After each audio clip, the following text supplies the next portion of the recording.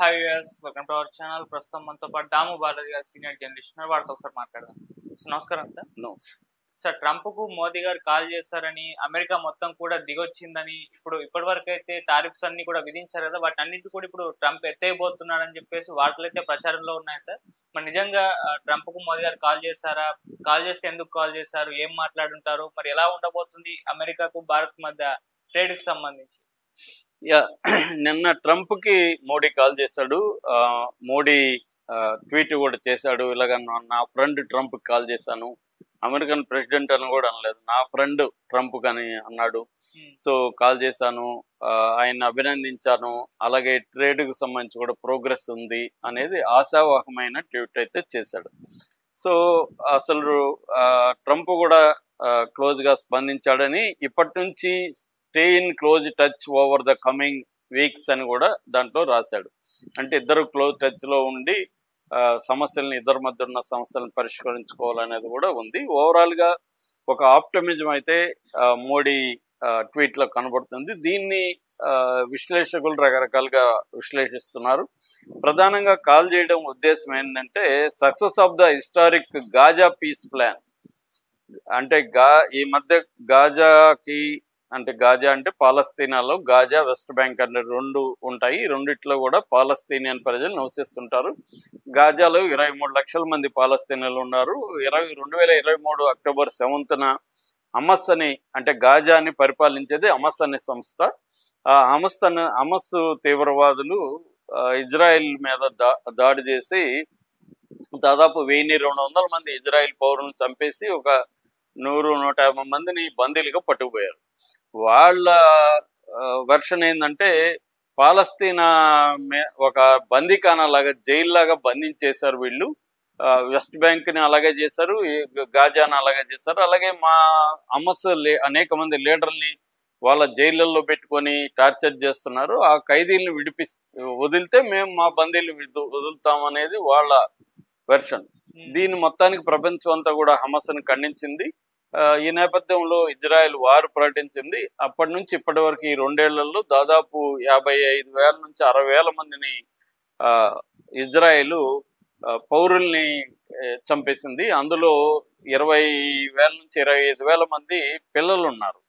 So ఈ స్థాయిలో దీన్ని మానవ మారణ హోమంగా చెప్పుకోవచ్చు, జెనోసైడ్ అని చెప్పుకోవచ్చు. ఆ స్థాయిలో చంపింది. దీన్ని ఇప్పుడు ట్రంప్ వాళ్ళిద్దరి మధ్య శాంతి కుదిరించాడు. నిజానికి ట్రంప్ అనుకుంటే యుద్ధం ఎప్పుడో ఆగుండేది, కానీ ట్రంప్ అనుకోలేదు అనేది ఒక వాస్తవం. సో ఇప్పుడు ట్రంప్కి అవసరమైంది కాబట్టి ఇప్పుడు ఆపాడు. అది కూడా ఈ ఒప్పందం కూడా కంప్లీట్గా అది ట్రంప్కి వాళ్ళ ఫ్యామిలీ, కొడుకు, అల్లుడు అక్కడ గాజాలో రియల్ ఎస్టేట్గా మార్చడం కోసమే చేస్తారనేది ఆరోపణ ఉంది. ఏదేమైనా ఒక 20 పాయింట్ ఫార్ములా అంటారు దీన్ని. 20 పాయింట్స్ ఒక ఫార్ములాని ట్రంప్ రెడీ చేసి వాళ్ళిద్దరి మధ్య ఒప్పించాడు.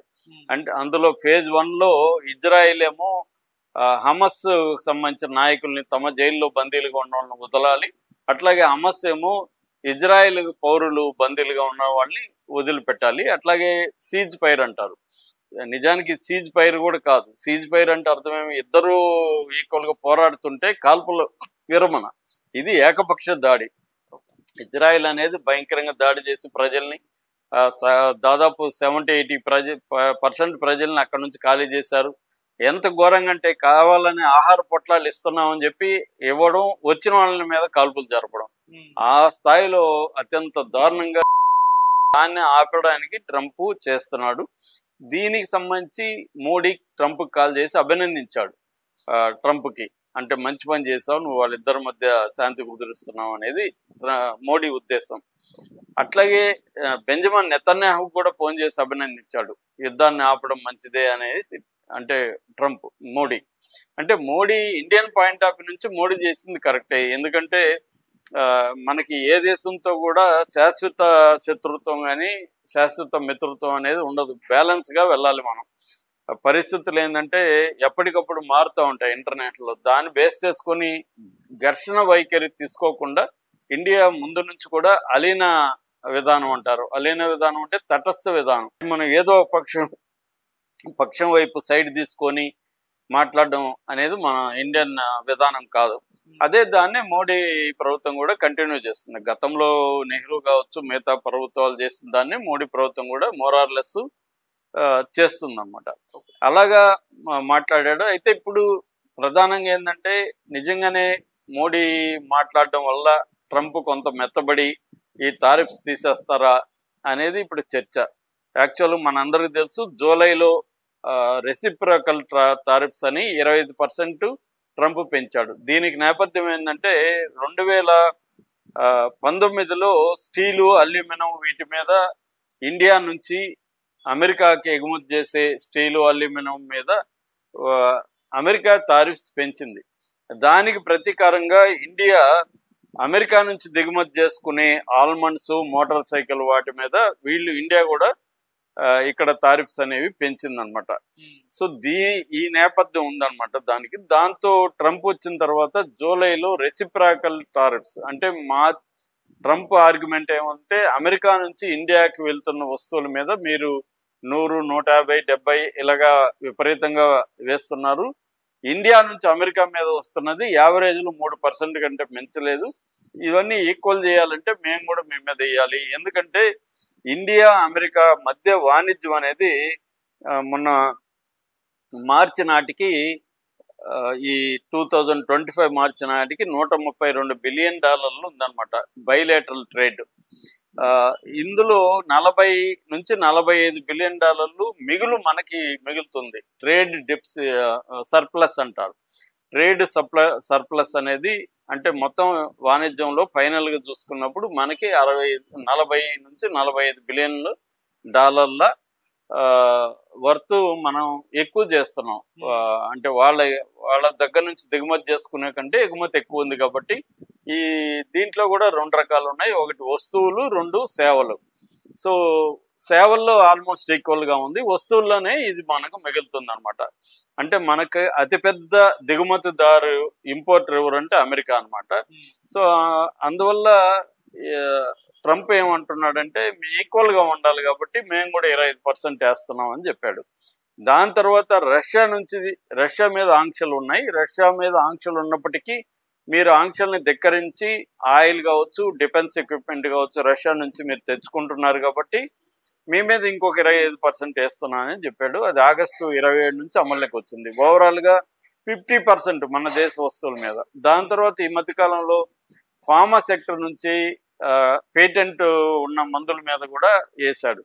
ఓవరాల్గా ఇప్పుడు ట్రంప్ వేసిన టారిఫ్ వల్ల మన దేశానికి సంబంధించి 70% ఎగుమతుల మీద ఈ ప్రభావం చూపిస్తుంది.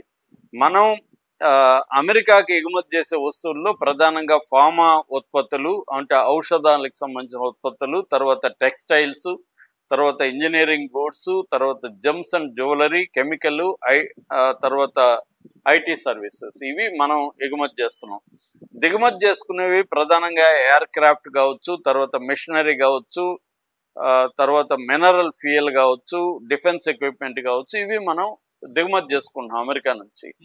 సో మనం ఎక్కువ చేస్తున్నాం కాబట్టి ముఖ్యంగా ఫార్మా, జ్యువెలరీ, టెక్స్టైల్స్, తర్వాత అక్వా ఈ రంగాల మీద 70% వరకు ప్రభావం చూపుతుంది.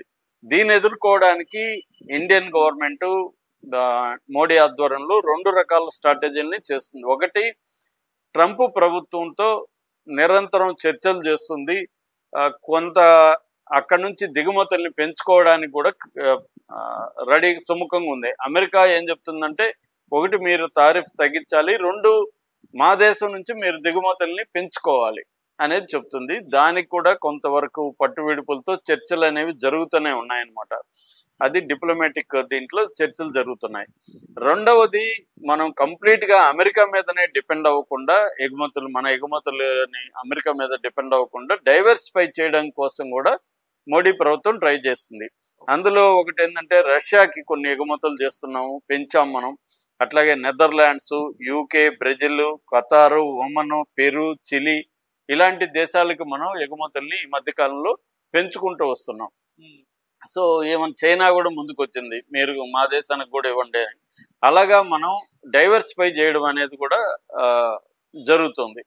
అయితే అమెరికా ఇప్పటికి కూడా మనకి మేజర్ ఇంపోర్టర్ కాబట్టి అమెరికా సత్సంబంధాలు అయితే కంటిన్యూ అవుతాయి.